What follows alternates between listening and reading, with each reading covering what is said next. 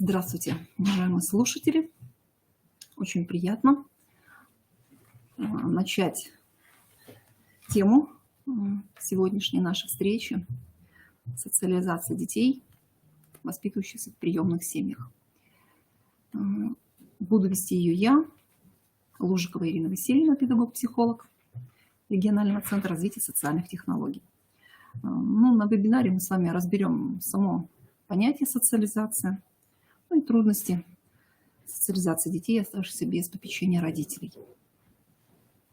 Итак, социализация, само понятие это латинское, обозначает общественный процесс усвоения индивидуумом образцов поведения, психологических механизмов, норм, ценностей, которые необходимы для его успешного функционирования в обществе. Это энциклопедический социологический словарь под редакцией Осипова. Процесс социализации – это непрерывный процесс, который длится в течение всей жизни, в отличие от такого понятия, как адаптация, которое возникает по мере необходимости, когда необходимо приспособиться к изменившимся условиям. В процессе социализации происходит преобразование социального опыта в собственные социальные установки, ценности, ориентации, усвоение социальных норм, ролей, навыков. В процессе социализации индивид проявляет свою независимость, свою автономность, самостоятельность, формирует личный опыт, осуществляет самосоциализацию, то есть какого-то внутреннего самоконтроля, и, соответственно, самокоррекцию. Человек рождается как биологическое существо. При этом он имеет все задатки для того, чтобы стать социальным. Но это только возможно в том случае, если он, естественно, попадает в полноценную социальную среду, в общество людей, иначе говоря. Наверняка вспомните Маугли, сказка такая. Соответственно, что такого быть не может. То есть человек, выросший среди зверей, он не может стать человеком в полноценном смысле этого слова. Человек не играет в пассивной роли в своем социальном становлении. То есть он должен быть активен. И он имеет определенные задатки. У него формируется индивидуальность. И, соответственно, он, имея вот эту индивидуальность, какое-то собственное отношение к социуму, начинает его преобразовывать. Люди, усваивая вроде бы одновременно общий для всех социальный опыт, делают это каждый по-своему. Это как раз-таки, что в процессе социализации формируется личность. На социализацию человека влияет ряд факторов, которые требуют от него определенного поведения и активности. Есть макрофакторы. Это космос, планета, мир, страна, общество, государство, которые влияют на социализацию всех жителей планеты, а также таких больших групп людей, которые живут в определенных странах. Вторые факторы – это мезофакторы. Это условия социализации больших групп людей, которые выделяются по национальному признаку, по методу, типу поселения. Это, проще сказать, это город, поселок, село, по принадлежности к аудитории, а также сети массовой коммуникации сюда же входят, радио, телевидение. Вот эти факторы, они влияют на социализацию как прямо, так и опосредованно, но только через микрофакторы.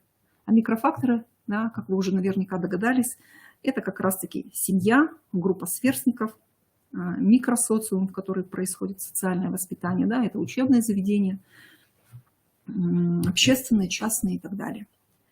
Влияние микрофакторов на развитие человека осуществляется через агентов социализации. Это родители, братья, сестры, родственники, сверстники, соседи, учителя и так далее. Родившийся ребенок, он сразу попадает в мир социальных отношений.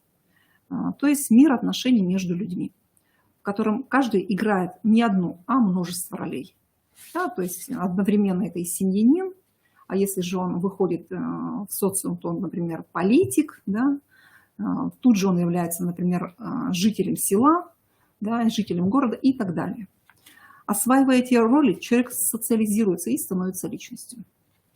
Окружение играет, естественно, громадную роль. От того, какие отношения с окружающей средой, в каких отношениях он находится с окружающей средой, в системе, какие усваивает роли, соответственно, к этому ко всему у него вырабатывается свое отношение и появляется человек как социальный феномен. Для ребенка, который воспитывается вне семьи, Микрофакторы социализации имеют несколько другую иерархию, чем, да, микрофакторы для ребенка, который воспитывается в семье.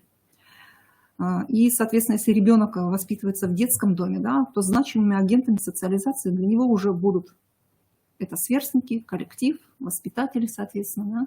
То есть здесь уже иерархия несколько иная. Очень важен процесс формирования представления ребенка о той или иной социальной роли. Да. Такие представления у детей, воспитывающихся, так, например, в детских домах, часто бывают искаженными. В зависимости от их индивидуальных особенностей они создают свой образ, ну, то есть той или иной роли. Отсутствие для ребенка контактов, ну, таких как семья, друзья, соседи, возможно, да, вот если, например, живут в доме по лестничной площадке и так далее, приводит к тому, что образ роли создается на основе той информации, которую, ну, вот, как-то ребенок получил. Это средства массовой информации, это мнение сверстников. И порой эта информация, естественно, она бывает недостоверная, да, не такая, как в жизни. То есть возникает такой иллюзорный образ социальной роли. И это касается не только ролей члена семьи, да, но и других ролей, с кем он взаимодействует. Формируется ложное представление также о своей социальной роли, как, да, если это ребенок вот, как раз-таки оставшийся без попечения родителей. И при этом вот эту роль ребенок в дальнейшем несет в течение всей своей жизни. Дети в учреждения, а именно детские дома, да, попадают из различных ситуаций. Есть те, которые никогда не видели, к примеру, своих родителей, да, и в том случае влияние на них оказывают только окружающие люди. Это воспитатели, это дети из детских домов, из детского дома. У детей, которые воспитывались уже в семье, да, и, скажем, родители их в результате там несчастного случая погибли, умерли, сохраняются добрые отношения к семье, и у них имеется определенный пример, то, как ведут с собой члены семьи, то, как взаимодействуют, да, как строятся вообще семейные роли. Вот. И это оказывает на них существенное влияние. А есть еще третья группа. Это родители, которые живы, но при этом это дети социальные сироты, да, которых лишили родительских прав. Родители лишены. Дети понимают всю сложность вот такой жизни, обстановки, условий, и в то же время ощущение наличия родителей, стремление к ним в какой-то степени создает вот эти особые условия, при которых они ищут и оправдание своим родителям, с одной стороны, что дает им возможность сформировать, опять-таки, да, искаженное некоторое такое впечатление об окружающих людях, которые, например, которые их воспитывают. В данном случае это приемные родители. Дети стремятся побывать в семье, хотя вся сложность и противоречивость вот этой ситуации заключается в том, что, с одной стороны, пребывание в семье является для них тяжелым, а с другой стороны, ну, они как будто бы ощущают, что у них родители есть таким образом. Социализация ребенка в приемной семье и, соответственно, адаптация семьи к приемному ребенку является самым первым и очень ответственным этапом в жизни семьи. Но здесь хочется добавить, что, конечно же, еще более первым, да, этапом, предэтапом является это, во-первых, ожидание родительские, да, того, что за ребенок у них в семье будет. А в отношении, если ребенка, да, удочку сюда закидывать, в эту сторону, то это ожидание того, какая семья меня примет. Будет, опять-таки, тоже зависеть полноценное развитие семейной системы в целом. Это, ну, со стороны ребенка, естественно, это вот те переживания, да, ожидания, и часто они бывают искажены. А искажены в каком плане?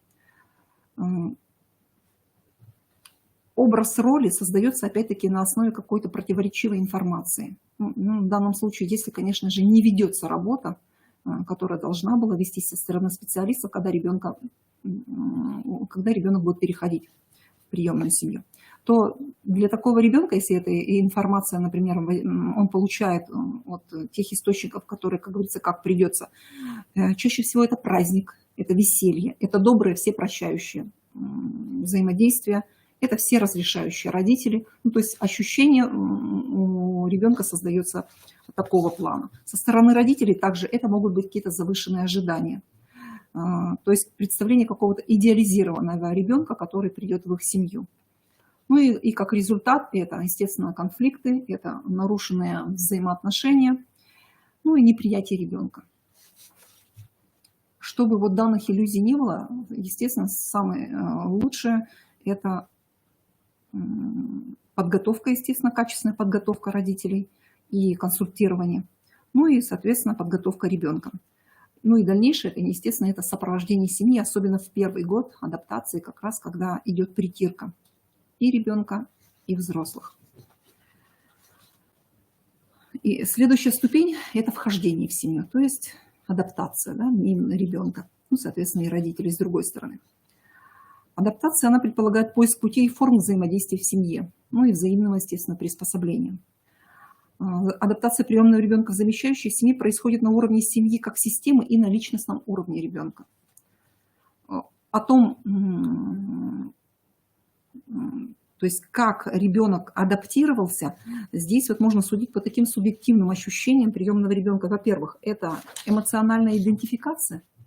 Ну, это я уже говорю с плюсов, да, начала, так сказать, с результата того положительного, которое необходимо было бы достичь, ну, естественно, в любой семье, да, эффективного, конструктивного. Во-первых, это эмоциональная идентификация, когда ребенок начинает говорить: моя семья, мои родители, да, это наши. Во-вторых, включенности в семейную историю, да, то есть ребенок начинает ассоциировать себя уже с этой семьей, как будто бы он все время здесь и жил. В-третьих, нахождение в семье психологической ниши в виде позитивных ролей. То есть он хороший сын, да, там, внимательный внук и так далее. Там, добрый брат. Следующее – это постепенная замена негативных ролей на позитивные. Да, ну, то есть, соответственно, он уже к этому у него такое возникает даже юмор, может быть, да, что да, это когда-то было, да, вот так вот. Ну, помнишь, как мы с тобой, там, мама или папа, да? То есть ребенок уже воспринимает это как то, чего, в принципе, было когда-то давно, и, возможно, даже это неправда.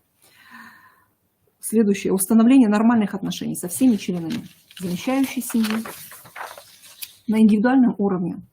Это можно судить по наличию у ребенка эмоциональной близости с замещающими родителями, положительного отношения к ним, удовлетворенности сложившимися отношениями, отсутствие отчужденности и проявления враждебности, отсутствие, естественно, да, враждебности со стороны ребенка.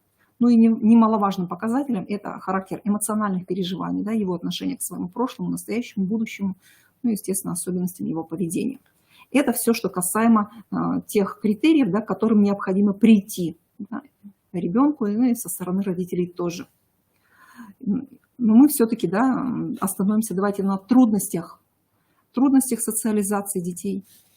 И первое, на чем хотелось бы остановиться, это ранний детский опыт ребенка, оставшийся без попечения родителей, который оставляет именно отпечаток материнской депривации и формирует один из серьезнейших феноменов – это утрата базового доверия к миру, который как раз-таки проявляется в агрессивности, в подозрительности, в неспособности к автономной жизни, да, к отсутствию самостоятельности. Если говорить про доверие, то естественно, что любое доверие, оно формируется с ощущения безопасности. То есть ребенок начинает доверять только тогда, когда он чувствует, что он находится в безопасной обстановке. Но понятие безопасности у ребенка и у родителя, они разные. И поэтому, если родитель считает, что да, этот дом безопасен, ты можешь здесь проявлять себя, да, чувствовать себя комфортно, то для ребенка, возможно, вот как раз-таки этот новый дом и оказался тем монстром, да, которого он, можно сказать, боится. Если расшифровать вот это понятие безопасности, то оно расшифровывается таким образом. То есть познание и управление той средой, в которую ты попадаешь. То есть, во-первых, ребенок без тревожности, да, без какого-то страха начинает познавать, изучать эту среду, ну и, соответственно, ее изменять, управлять. Вот в этом случае, да, мы можем сказать, что ребенок чувствует безопасность. Что же необходимо делать, чтобы вот эта безопасность у ребенка появилась? Ну, или в лучшем случае, конечно же, увеличилась, да, то есть хоть какая-то крошка должна же быть у ребенка все-таки безопасности. То есть для увеличения безопасности, чувства безопасности, во-первых, со стороны родителей, естественно, это четкое предсказуемое расписание. Что, когда, во сколько, зачем и так далее. Ну, естественно, предсказуемые отношения. То есть во столько-то я подойду, во столько-то ты должен прийти, во столько-то мы с тобой встречаемся, вот это надо делать в это время и так далее. Когда есть эти рамки, ребенок находится, как раз-таки вот это чувство безопасности у него прибавляется. Ну и следующее – это ведение безопасного диалога. То есть ребенок должен быть уверен, что родитель на его стороне. Даже если, например, он совершил какой-то негативный поступок. При этом родитель, например, открыт, он эмоционально ровен, он предсказуем. Ну, это вот все в отношении, да, безопасного диалога. То есть ребенок должен не бояться говорить с родителем что-то, открываться ему, да, рассказывать, предлагать. Об этом случае большую роль, естественно, играть должен сам родитель. То есть, каким меня видит сейчас ребенок, когда я с ним там беседую вот на такую-то тему. И, соответственно, ну, анализировать и уже в дальнейшем делать какие-то для себя акценты, если этого не происходит. То есть ребенок не открывается, ребенок закрыт и продолжает как-то отстраняться от меня. Подготовка ребенка к изменениям. То есть если мы хотим что-то изменить, да, что-то включить новое сюда, вот здесь, в нашу семейную систему, то, естественно, в первую очередь мы должны подготовить к этому ребенка, потому что это тоже может быть для него травмой. Безопасное прикосновение. Если, да, мы много говорим о том, что у ребенка должно быть много телесности, да, то есть объятия и так далее, и так далее. Но если ребенок к этому не готов, то, естественно, родитель должен знать предысторию того, что было у него. То есть если это было какое-то насилие физическое, психологическое, не дай бог, сексуальное, то, естественно, здесь на прикосновение ребенок будет реагировать, ну, так сказать, довольно-таки жестко. То есть он не будет допускать. И поэтому спрашивать, разговаривать, то есть начинать буквально с мизинчика, но эти прикосновения должны быть. То есть ребенок, любой ребенок, он ждет и желает, да, вот этих все-таки объятий со стороны родителя, со стороны родителя, который, опять-таки, должен находиться все-таки во взрослой позиции, да, не в позиции ребенка. Следующее. Поддерживать здоровые потребности тела и мозга. А это вода, это еда, это двигательная активность. Вот для как раз-таки ребенка, который пришел только в семью, через каждые 2 часа, ну, естественно, перекусы. Потому что еда здесь, да, это как раз-таки та первая потребность, которая и создает тоже определенную безопасность. Ну и психологи предлагают вот такое высказывание для ребенка, да, то есть когда ребенок в чем-то сомневается или же наоборот он какое-то выдает поведение, мы ему можем говорить: дом твой – это безопасное место. И поэтому я не позволю никому в этом доме обижать тебя. И не могу позволить тебе никого обижать, потому что это место, наш дом, оно безопасно. То есть проговаривая таким образом, ребенок тоже на уровне восприятия, да, именно слух, начинает все-таки внутренне открываться, да, немножко и осознавать, что да, действительно здесь безопасно. Ну и в отношении родителей, естественно, это распознавание болевых точек. Что такое? Ну, часто воспоминания и реакции ребенка на травму, да, ту, которая была в его опыте, это плохое поведение. Триггер, который может запустить травматические переживания, он может быть самым непредсказуемым. Ну, так как каналы восприятия у нас, их довольно-таки много, да, это обоняние, это свет, цвет, да, образ – это зрение, звуки – это слух, соответственно, да, прикосновение – это осязание, ну и через вкус. То есть мы, как родители, не можем предугадать, на что среагирует ребенок, да, имеющий, например, в опыте какую-то травму. Мы принимаем ребенка с этим прошлым, да, мы ему даем возможность проговорить, выплеснуть эти эмоции здесь и сейчас, да, выслушать его. Ну и проговаривая таким образом травматический опыт, отрабатываем его, да, вместе с ребенком.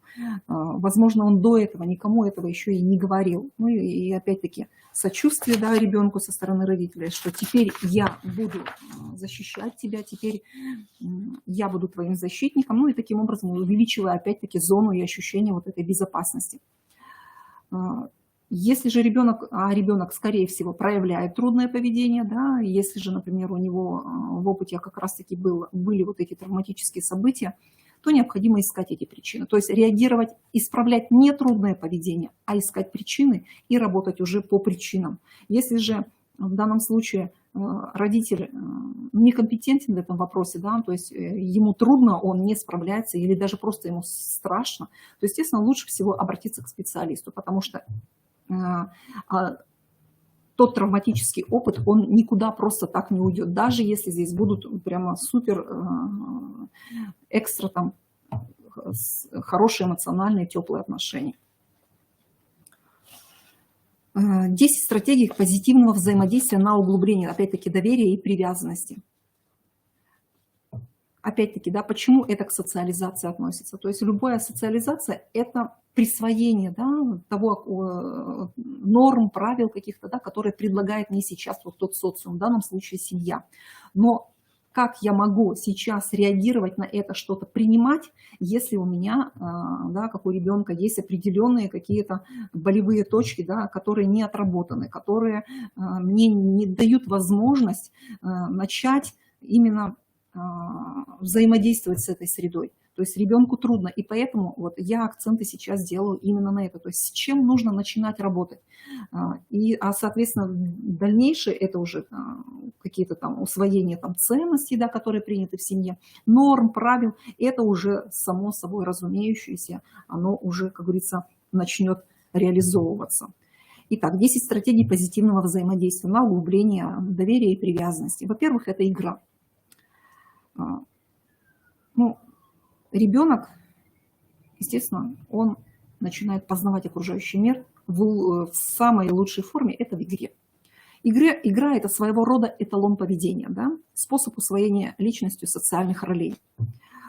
Играющий человек, он силой своего воображения создает около себя условную действительность. В ней наиболее благоприятные возможности как раз-таки для реализации своих стремлений, проявления своих способностей. Здесь же игра, влияя на складывание определенных поведенческих навыков, отражает вероятностное будущее. Также она выступает и как приспособление к вот тому многостороннему и вариативному, непонятному, да, что ребенка здесь и сейчас волнует. То есть как бы человек в данном случае в игре, он учится, он ориентируется, как ему быть. Игра – это начало самостоятельной творческой жизни человека, как средство самовыражения, как проба сил. И она не только воспитывает, но и помогает, соответственно, ребенку и расслабиться, и активизироваться. Да. Здесь же он через игру, ребенок прорабатывает и собственные страхи, да, то есть он обезоруживает страх, развивает какие-то социальные навыки, умения, да, эти коммуникативные. И, соответственно, взаимодействует. Здесь же идет взаимодействие и со сверстниками, и со взрослыми. Так, если мы ребенку будем говорить что-либо, да, о каких-то особенностях, да, того или иного объекта, того или иного там какого-то еще явления, то это необходимо сказать 400 раз, да, чтобы он услышал. Через игру же это возможно донести через 20 раз. Да? То есть, видите, да, соотношение 400 раз и 20 раз. То есть игра является, ну, более, так сказать, и конструктивной, и для ребенка он быстрее услышит и увидит, и примет это. Следующая стратегия – это вовлеченность. То есть родитель должен быть вовлеченным, да, чтобы вот это доверие, привязанность сформировалась у него с ребенком. Что здесь необходимо? Во-первых, это зрительный контакт. Взаимодействие с ребенком, что-то говоря ему, ребенок должен видеть родителя. Это первое. Когда он не видит родителя, соответственно, это не воспринимается им как то, что нужно здесь и сейчас услышать и понять, как говорится. И поэтому принято, что зрительный контакт должен быть на расстоянии 20 сантиметров. Здесь же также это и безопасное прикосновение, да, которое вот я говорила выше. Ну и, соответственно, здесь еще такой критерий, как тембр голоса. Считается, что 90% конфликтов возникают из-за тембра голоса родителя. То есть мы должны это тоже учитывать в своих стратегиях взаимодействия. Зеркальное поведение. То есть когда мы отзеркаливаем то поведение, которое сейчас нам ребенок предлагает, ребенок чувствует, да, на уровне определенных каких-то своих, да, чувственных критериев, триггеров и так далее, что меня понимают, мне сочувствуют и со мной хотят быть, ну, то есть вместе, да, как-то, ну, то есть какую-то вовлеченность ребенок начинает чувствовать вместе с родителем. То есть когда родитель отзеркаливает поведение. Следующая стратегия – это сила слова «да». Вот ребенок, к примеру, шалит, да, ну, то есть проявляет какое-то негативное поведение, которое родитель, соответственно, не принимает. Говоря «нет», «нет», это нельзя сейчас делать. Мы вызываем у ребенка агрессию и желание сопротивляться, да, гнев, разобщение и так далее. Но тогда в чем же сила этого «да»? Просто нужно с ребенком согласиться. Да, да, ты сможешь поиграть после того, как сделаешь сейчас уроки. То есть вот это именно первое слово, когда мы обозначаем, что да, оно дает ребенку, во-первых, ощущение того, что родитель с ним согласен, он с ним в одном направлении, да, действует, идет и так далее. То есть это сила слова «да». Да, ты можешь поиграть на телефоне там столько-то минут после того, как то-то, то-то, то-то. И так далее. То есть и это можно то есть применить, в принципе, во всех отношениях. Следующая стратегия – это право голоса. Да, мы ребенку даем право высказаться, право быть услышанным, право на свое мнение. Единственное, что последнее слово, естественно, за родителя.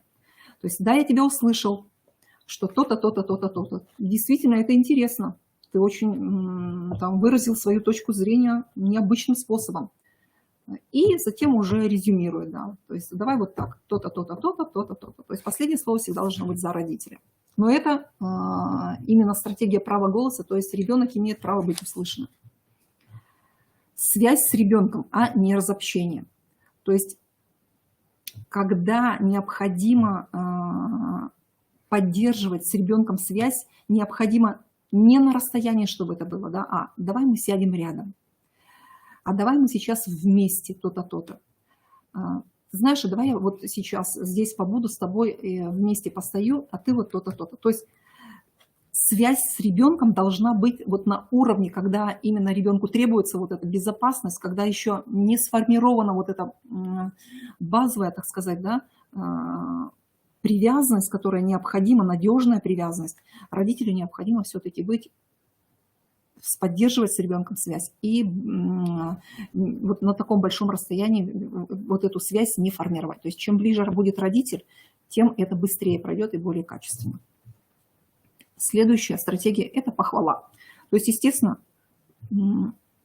нам, как родителям, удобнее всегда заметить то, что нам не нравится, да, подчеркнуть то, что нам не нравится, сделать замечание.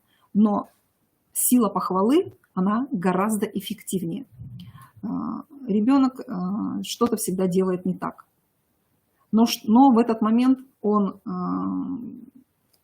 хотя бы вот маленькую толику проявил того, что требует от него родитель. И тогда родитель, он заметит вот эту мельчайшую крупицу в его поведении, он подчеркнет вот это, да, и, соответственно, в следующий раз, когда ребенок, да, будет то же самое делать, он вспомнит, за что его хвалили, и желание. Во-первых, это внимание, похвала – это внимание, да, это положительные эмоции, это близость родителя рядом, это возможность быть услышанным еще раз, да, и ребенок, естественно, будет еще раз и еще раз хотеть услышать эту похвалу. Ну, соответственно, стратегия присутствия, да, я уже говорила, стратегия одобрения, то есть, да, я согласен с тобой, да, это было бы здорово. То есть, когда мы одобряем какое-либо действие ребенка, то есть мы опять-таки привносим, ну, вот это желание и возможность быть с этим человеком, то есть родителя с ребенком в конструктивных отношениях, да, опять-таки это и формирование доверия, это и на формирование безопасности, тоже все сюда. Сюда же идет и личное внимание. Ну и сюда еще такая стратегия, как сила восстановления трещин. Что это означает? А это Ну, как выше было сказано, что любой ребенок, который попадает в приемную семью, это ребенок травмированный. Возможность высказаться, возможность быть услышанным, быть принятым, где существуют объятия, где возможно эмоционально высказаться, да, и проговорить то, чего возможно было когда-то говорить и больно, и некому, и, ну, и оно почему-то не выходило на тот момент. А сейчас, когда, как говорится, родители применяют вот эти все стратегии, и как раз-таки возможность у ребенка появляется, желание даже, можно так сказать, рассказать о том травматическом опыте, она, ну, можно так сказать, созревает на какой-то момент. Поэтому родителям нужно быть все-таки готовым к тому, что ребенок будет это делать. И это очень хорошо. Возможно, не один раз, да? Ну, то есть много-много раз, если, например, травма слишком глубокая, да, и серьезная. Следующая трудность. Приходят дети в семью приемную, это негативный прошлый жизненный опыт проживания в кровной семье, который, ну, также сказывается, естественно, на социализацию. Жизненный опыт ребенка оказывает влияние на процесс его идентификации с семьей, с приемной семьей. Приемный ребенок в семье не может принять на себя роль биологического ребенка, поэтому его идентификация, естественно, здесь затруднена, что проявляется, опять-таки, в отсутствии нового статуса, в проблемах верности приемным родителям, биологическим родителям, да, и отсюда и чувство такой отчужденности может возникнуть. Так, например, не сложившиеся отношения с биологической матерью, ну, то есть если у ребенка был конфликт с кровной матерью, да, возможно, возможно, того образа жизни, который она вела, или например, было в семье насилие, да, и в этом как раз-таки мать как раз, ну, либо она была соучастником, либо она и это сама делала, то у ребенка возникает вот такой глубокий внутриличностный конфликт, который опять-таки порождает и это чувство недоверия и в приемной семье, который будет препятствовать и положительному, и восприятию, и вхождению, опять-таки, вот в эти отношения. Это противоречие может вызывать, ну, естественно, во-первых, это и эмоции, да, эмоциональное состояние, и у самого ребенка противоречивые, чаще всего негативные, а также и со стороны приемного родителя. Это и неуверенность, это и потеря контроля над собственными какими-то поступками, так как родитель, не понимая того, что происходит, начинает, естественно, реагировать на это чаще всего отрицательно. Прежде чем проводить какую-либо коррекцию, да, с ребенком в отношении того, что то, что видит родитель, то, что он чувствует там, да, и так далее, с ребенком в первую очередь нужно установить контакт. Да, то есть то первое, необходимое, с чего, как говорится, начинается все взаимодействие. А именно узнать историю ребенка. То есть откуда уж родитель узнает эту историю, сам ли ребенок расскажет, родители ли узнает от органов опеки, да, и так далее. Это уже, как говорится, ответственность родителя. И с чем же, то есть что же здесь делать, как говорится, да, восклицательный вопрос. Ну, самое первое, это опять-таки, да, то есть мы начинаем, как всегда, с нуля. Мы начинаем увеличивать ощущение безопасности у ребенка. То есть ребенок должен чувствовать, что мне с этим родителем безопасно. Во-вторых, снижать давление эмоций. То есть, естественно, у ребенка первое, что начинает быть видимым, да, и то, что видит родитель, это эмоции, это негативные эмоции ребенка. Во-первых, снижать эти эмоции. А как их снижать? Ну, во-первых, ребенок должен их и проявлять, родитель должен проговаривать эти эмоции, он должен принимать эти эмоции у ребенка, говорить, что это нормально. Ну и с помощью определенных упражнений, с помощью определенных каких-то приемов научить ребенка эти эмоции контролировать и, соответственно, как говорится, учиться внутренне успокаиваться, да, то есть определенные есть такие психологические приемы, когда мы учим детей, что вот, например, имея такое-то упражнение, как дыхание по квадрату, да, когда на раз, два, три, четыре вдох, раз, два, три, четыре задержка дыхания, раз, два, три, четыре выдох, да, раз, два, три, четыре снова задержка дыхания. То есть дыхание по квадрату тоже успокаивает и сердечный ритм, и тревожность несколько успокаивает, тоже идет на минус, так сказать. То есть вот это называется снизить давление эмоций. Далее.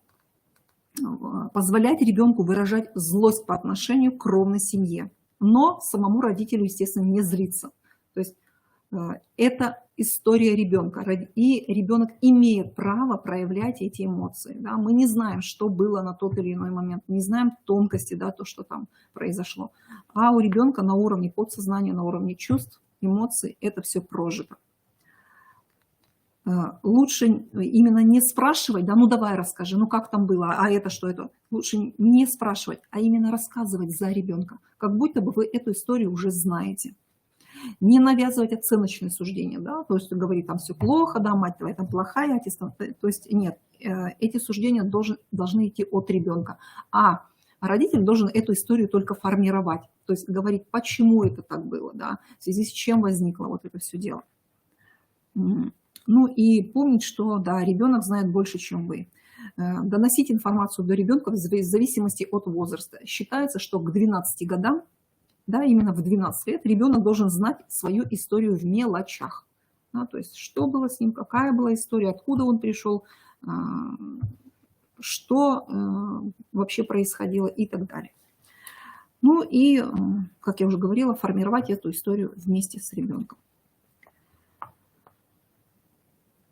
Специфической особенностью приемной семьи, которая также зачастую ведет к формированию психологических проблем внутри, является факт, что в приемную семью, например, приходят дети разного возраста. И размещаются еще и другие дети вне зависимости от состояния здоровья, от личностных особенностей. Это я к чему? Возраст вновь прибывших сиблингов в семью, да, он, естественно, может нарушить естественный порядок прихода. В семье, где уже воспитываются дети, к примеру, ну, пусть будет 3 и 7 лет, могут быть размещены сиблинги, да, то есть дети, сиблинги – это братья и сестры, могут быть размещены дети старше 7 лет. Да? Соответственно, если же приходят дети, нет, наоборот, то есть если же в семье дети, например, 3 и 7 лет, соответственно, они должны приходить туда дети младше 7 лет. Потому что если это, например, мы перевернем в ту семью, например, в кровную, то, естественно, рождаясь, ребенок приходит, он младше, да, своих, тех, которые уже живут в семье. А здесь, если в приемную семью приходят дети старшего возраста, то дети, которые уже живут в семье, они в состоянии конкуренции здесь становятся. Да? И чаще всего происходит такой регресс. Регресс у детей кровных. Сложности возникают в этой адаптации. То есть дети начинают вести себя, так сказать, не соответствуя своему возрасту, что необходимо также иметь в виду, что также будет затруднять социализацию. Определенную угрозу для сиблингов представляют дети, которые долго находились в психотравмирующей ситуации, да, в обстоятельствах, и которым была не оказана в нужный момент профессиональная помощь.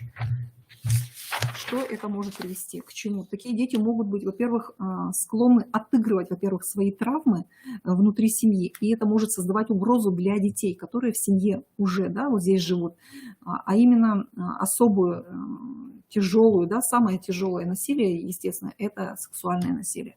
И, естественно, речь идет именно сейчас об этом.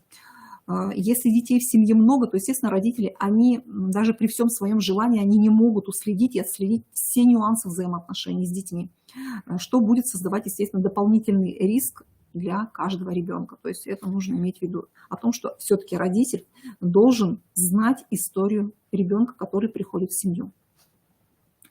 На сегодняшний день, к сожалению, отсутствует в законодательстве какие-то обязательства, которые бы, например, предлагали приемным родителям обязательно обращаться за помощью в случае наличия в жизни ребенка сексуального насилия, ну и жестокого обращения, соответственно. И поэтому ряд приемных семей даже не знают о том, что у ребенка, например, было в опыте были вот как раз-таки события касаемо вот такого насилия. Ну, естественно, здесь помощь психолога, психотерапевта имеет место быть, так как в дальнейшем для такого ребенка проявление, например, такого поведения, как делинквентного поведения, это противоправное, антиобщественное поведение, как раз-таки может иметь в перспективе. Часто приемные родители, зная, что приемные дети из семьи, например, с алкогольной зависимостью, испытывают страх, что эта наследственность, естественно, может передаться, да, и каждый раз все то отрицательное, что они видят в детях, они транслируют это им, да, каждый раз в эмоциях, да, проявляют это, что опять-таки вызывает, может, разобщенность. Ну и, естественно, и разочарование, гнев от ребенка также это может исходить, да, восприятие, потому что дети воспринимают алкоголизированных, ну вот, да, людей вообще, у тех, у кого есть склонность, да, к потреблению алкоголя, как норму. То есть они с этим и легко прощаются, и легко это принимают, в принципе. И поэтому здесь следует такой тоже для себя, если же пришел ребенок в семью, и мы знаем, что этот ребенок от родителей, которые как раз-таки с алкогольной зависимостью, должны себе внутренне обозначить, что алкоголизм, он не передается по наследству, передается отношение к алкоголю. Да? То есть ребенок перенимает то, что, к примеру, алкоголь – это тот продукт, который может быть важнее хлеба, да, важнее молока, которые должны быть на столе.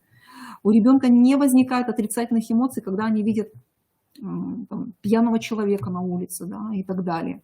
То есть вот с этим необходимо работать, да, родителю, педагогам и так далее.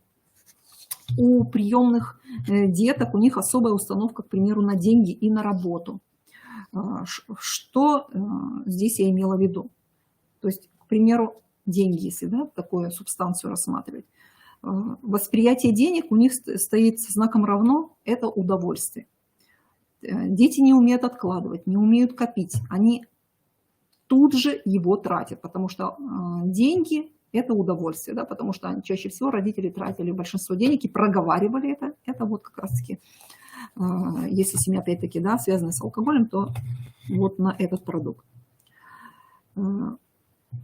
Поэтому, если приемный ребенок, да, вот можно заметить такое в его поведении, появляются у него деньги в кармане, он тут же их тратит. То есть возможность накопления, возможность как-то их, да, по-другому с ними взаимодействовать с деньгами у него отсутствует. То есть рассчитывать как-то, копить, это ему не свойственно.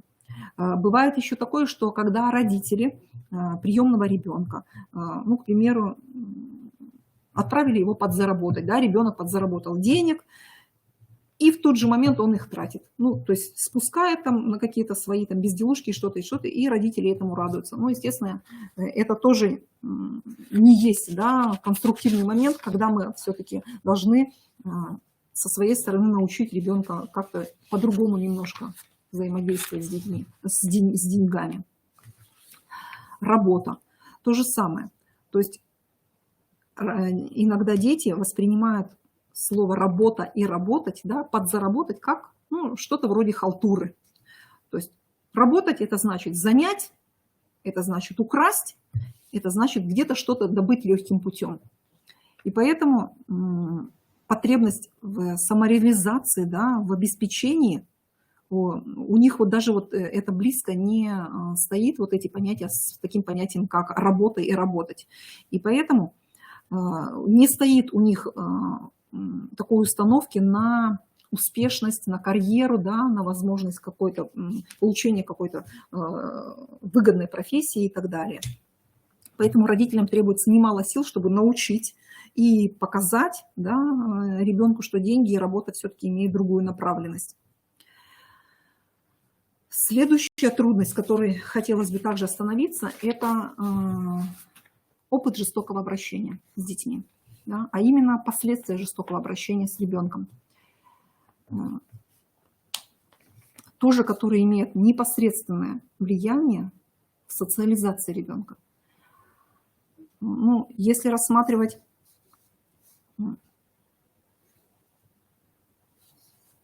в отношении жестокого обращения, то мы знаем, что существует физическое, психологическое, сексуальное, экономическое, духовное насилие. И знаем еще и то, что вообще любое насилие, оно меняет картину мира ребенка. Ребенок изменяет отношение к себе. Ребенок меняет отношение к сверстникам и к взрослым. Меняются ценности, меняются взгляды.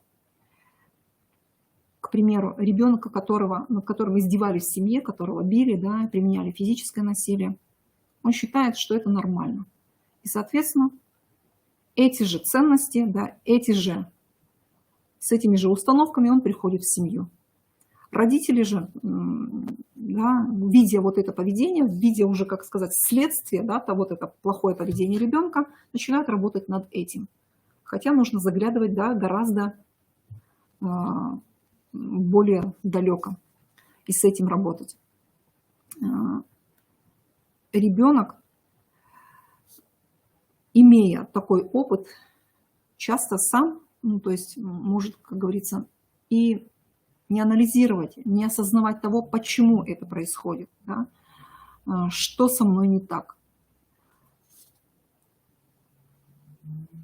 Так хочется предложить вот такое упражнение для родителя, для понимания, да, опять-таки. То есть от первого лица попробовать описать мир этого ребенка, то есть, да, взять эту роль ребенка и от лица ребенка опять-таки проговорить, как бы он сейчас описал вот это все окружающее. И тогда станет ясно, почему слова родителя не доходят ребенку, да, то есть то, что мы много-много-много пытаемся донести. То есть ребенок этого не слышит. Он находится в определенной, да, вот эмоциональном таком состоянии, возможно, даже то, которое он прожил здесь и сейчас, и на уровне этого он действует и взаимодействует с окружающими. Любая травма, она должна быть отработана в идеале в первые 72 часа. Иначе она уходит уже в стресс. И что еще здесь главное, что любая травма, она должна исцеляться только в отношениях, так как нанесена она была тоже в результате отношений. То есть сам ребенок, он не исцелится, да? То есть это не пройдет. Зная это, мы можем помочь ребенку.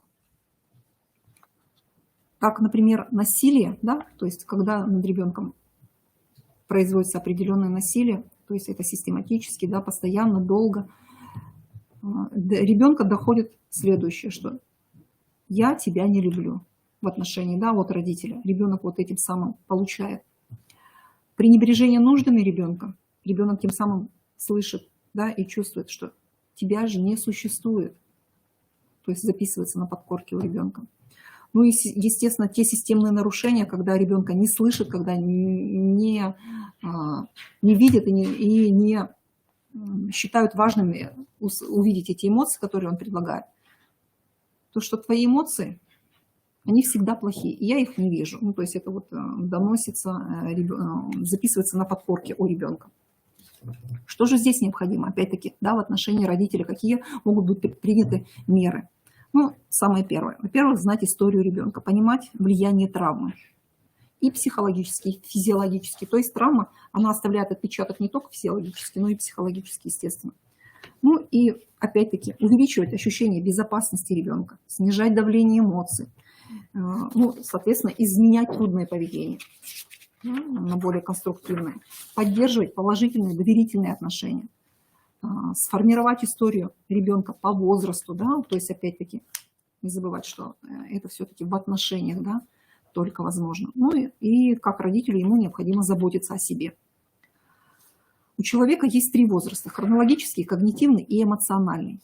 Травма, она в первую очередь затрагивает, опять-таки, эмоциональную сферу. И если она не будет проработана, то в состоянии стресса человек всегда будет неизменно возвращаться именно в тот возраст, когда ему была нанесена эта травма. Ну, к примеру, если ребенок в раннем детстве столкнулся с насилием и не смог ничем ответить обидчику, то в любой потенциально опасной ситуации он будет испытывать беспомощность и проваливаться опять в тот возраст, когда это произошло, это насилие. И чем страшнее угроза, тем сильнее будет этот откат. Пытаться взаимодействовать с травмированным ребенком по возрасту, да, то есть по тому хронологическому возрасту, биологическому, естественно, бессмысленно. И ожидания родителей и поведение по отношению к нему всегда должны соответствовать эмоциональному возрасту. То есть, да, зная, например, что да, это было там в 3 года, там в 4, соответственно, мы действуем относительно того возраста и разговариваем, взаимодействуем на этом возрасте. Справиться с последствиями таких состояний помогают, естественно, только отношения. Бережные, доверительные, принимающие. Ну и хорошая новость состоит в том, что заботливые, любящие родители и другие значимые взрослые – это всегда самый лучший буфер между ребенком и тем, да, отрицательным прошлым, которое было у ребенка. То есть родители, они могут реабилитировать своего ребенка, если поймут нанесенный ему ущерб и придут, естественно, к осознанности.